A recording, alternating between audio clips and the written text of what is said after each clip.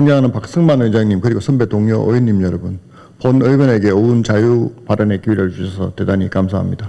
오늘 본 의원은 비수도권 최초의 광역철도인 대경선의 양목역과 신동역의 정차익 확대로 경상북도 도민의 광역생활권 실현과 교통복지 서비스 강화를 촉구하고자 이 자리에 섰습니다. 지난해 12월 개통한 대경선은 경상북도 도민과 대구 시민의 일상을 하나로 연결하는 노선으로 광역생활권 형성에 중추적인 역할을 담당하고 있습니다. 이용객은 개통 후 한 달 만에 87만 2천여 명에 달했으며 1월 한 달간 이용객은 36만 6천 명에 이릅니다. 그러나 이와는 반대로 대경선 정차역의 현 상황은 어떻습니까? 경상북도 구간은 이용 수요를 전혀 염두에 두지 않았다고 해도 과언이 아닙니다.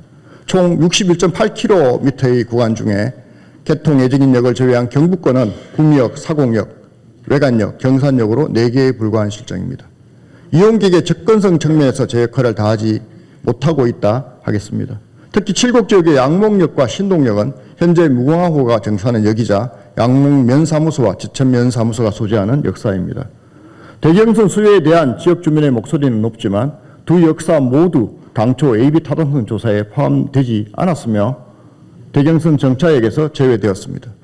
더군다나 양목역의 경우 대구 직행버스 운행 중단과 2028년 퇴역 예정인 무궁화호의 감축 운행, 대경선 무정차 통과까지 이어져 하루아침에 교통의 오지로 전락할 위기에 처해 있습니다. 신동역도 칠곡과 대구를 잇는 주요 교통수단이 시내버스 단 하나의 노선에 불과해 교통 여건은 매우 열악합니다. 이러한 상황에서 북삼역과 양목역을 발전축으로 하는 북삼 5평 일반산업단지 조성 사업이 경상북도 2025년 산업단지 정기 계획에 반영되어 있습니다.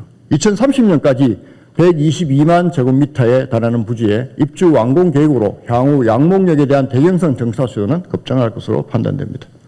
지사님께서 지난 12월 대경선 광역철도 개통식에서 광역철도 만들어 놓고 텅텅 비어다니면 무슨 소용이 있느냐, 하루에 100회 다닌다고 하는데 200회로 늘려야 한다는 말이 나오도록 하는 행사가 되도록 하자고 강력하게 피력하셨습니다.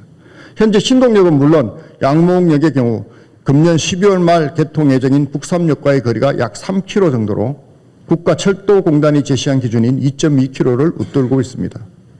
도민의 교통복지 향상과 도시 광역화를 위한 경제성과 형평성을 고려한다면 사업 계획 변경을 통해 추가 정차가 가능할 것으로 판단됩니다.